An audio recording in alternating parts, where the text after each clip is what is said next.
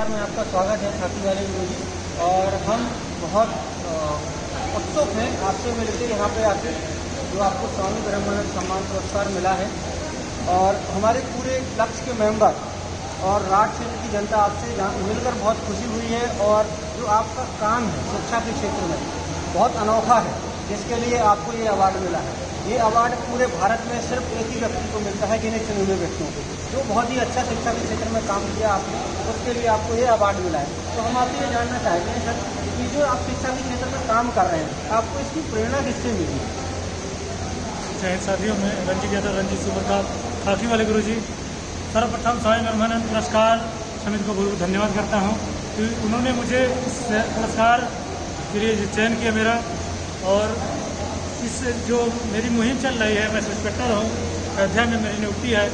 और मुझे खाकी वाले गुरु जी बुलाते हैं लोग। खाकी वाले गुरु जी क्यों बुलाते हैं, इसके पीछे रीज़न ये है कि मैं अयोध्या पर जो घाटों के किनारे और मंदिरों के आसपास भिक्षावृत्ति कर रहे बच्चे, बड़े बुजुर्ग कर रहे थे, उनको समझा करके, प्रयास करके, एक मुहिम चला करके 2 वर्षों से लगातार उन बच्चों को पढ़ा रहा हूँ। अब वो बच्चे जो है, उन बच्चों में से 25 बच्चों का एडमिशन मैंने करा दिया है। वो कापी किताब कलम देता हूँ। सुबह 10 किलोमीटर गाड़ी चला करके जाता हूँ बच्चों के बीच में, उनको पढ़ाना होता है। उनको जो स्वच्छता पढ़ाना, उनको मानवीय मूल्यों से अवगत कराना, साफ़ सफाई अच्छी चीज़ होती है, और अपने बीमारी से कैसे बचा जाता है, और जो बुरी आदतें हैं उससे कैसे बचा जाए, सब तमाम चीज़ों को उनको पूरा संपूर्ण विकास करने का प्रयत्न कर रहे हैं, प्रयास कर रहे हैं। इसी दिशा में जो है कार्य कर रहे हैं अयोध्या में। और आज हमीरपुर की धरती में पहुँच करके स्वामी ब्रह्मानंद पुरस्कार जो मुझे मिला हुआ है, यह बहुत प्रतिष्ठित पुरस्कार है। और इसको मिलने से मुझे एक नई जिम्मेदारी का एक निर्वहन करने की जिम्मेदारी और भी मिल गई है। और इस उर्वरा शक्ति को मैं प्रणाम करता हूँ, स्वामी ब्रह्मानंद जी को धन्यवाद प्रणाम करता हूँ। उनके द्वारा बताए गए हुए शिक्षा और मूल्य को, नैतिक मूल्यों पर अगर 1% अगर हम चल पाएंगे तो मेरा जीवन धन्य होगा। और मैं संकल्प लेता हूँ कि अपने क्षेत्र में इस प्रकार के शैक्षिक उन्नयन कार्यक्रमों को और भी तेज़ी से बढ़ाऊँगा और भी विस्तार करूँगा। मैं ब्रह्मानंद बांध पर गया, देखा विशाल जलराशि वहाँ पर है, और क्योंकि यहाँ पर सूखाग्रस्त क्षेत्र है, ऊबड़ खाबड़ जमीन है, और किसानों के लिए जो बड़ी समस्या होती थी, तो स्वामी ब्रह्मानंद जी ने बांध का निर्माण करवाया। तो उस विशाल जलराशि को देखा मैंने, और वनस्थली को देखा, बहुत विशाल वनस्थली है, तमाम वहाँ पे पेड़ पौधे वनस्पतियाँ हैं। तो उस विशाल वनस्थली और विशाल जलराशि ब्रह्मानंद बांध को देखने के बाद मुझे ज्ञात हुआ, मुझे लगा कि स्वामी जी ब्रह्मानंद जी का जो उनका भी हृदय भी निश्चित ही बहुत विशाल रहा है। और गरीबों के लिए, शोषितों के लिए उन्होंने बहुत ही कार्य किया। शिक्षा के क्षेत्र में उन्होंने काम किया, गौ सेवा के क्षेत्र में उन्होंने बहुत कार्य किया। वो किसी कार्य को भाषण के रूप में नहीं, वरन उसको कार्य के दिखाना चाहते थे, और लोगों की जो है जन क्रांति के रूप में उनके बारे में एक मुझे जब जानकारी मिली, बड़ी खुशी हुई, सुखानुभूति हुई कि गाँव-गाँव में वो जाते थे, लोगों को बताते थे जन क्रांति के रूप में कि शिक्षा से ही आपकी ज़िंदगी बदल सकती है। गांव की जो महिलाएं चक्की चलाती थी, उन महिलाओं से उन्होंने कहा कि आप जो इस जन क्रांति में जुड़िए। महिलाएं चक्की चलाती थी, उनके पास मटका रखा रहता था, एक मुट्ठा गेहूँ उसमें मटके में डालती थी, जब भर जाता था तो महाविद्यालय को दान करते थे लाकर। तो यह निश्चित ही दूरदर्शिता का परिणाम रहा स्वामी ब्रह्मानंद जी का। और उनके जो है इस प्रकार से मुहिम और इनके निर्भीकता, निडरता, और भगवाधारी संत के रूप में सांसद बन के जो वहाँ पर पहुँचे, मैं उनके इस उर्वरा शक्ति को और हमीरपुर की धरती को प्रणाम करता हूँ, उनको नमन करता हूँ।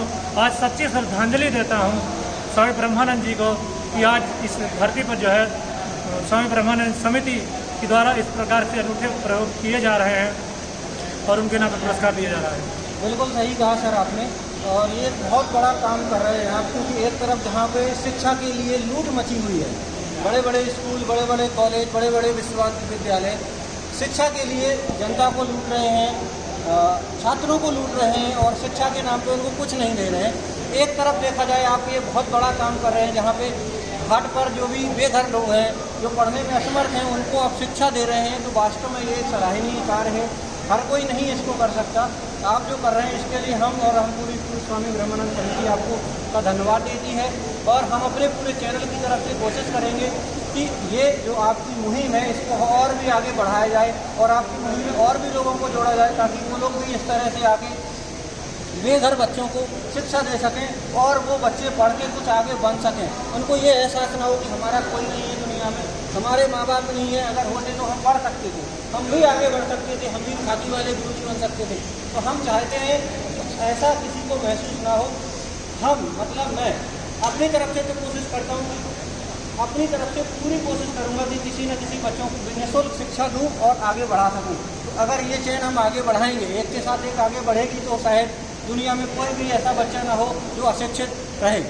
सभी शिक्षित होंगे, सभी बच्चे शिक्षित होंगे। तो हम चाहते हैं कि इस मुहिम को आप इसी तरह जारी रखें और हम भी अपील करेंगे हमारी जनता से कि वो भी इस मुहिम को आगे बढ़ाए और आपका साथ दें और इस पूरे मुहिम को बुलंद करें। तो बहुत बहुत धन्यवाद आपका, जो हमने आपका इंटरव्यू लेने में आपका टाइम लिया।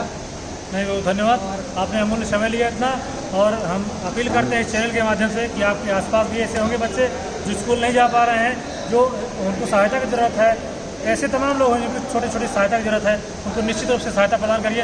हमारे बीच में है सीताराम जी। ये देखिए, इतनी उम्र में आप कुआं खोद रहे हैं अपने मध्य प्रदेश में। आप जो है जिस प्रकार से बिहार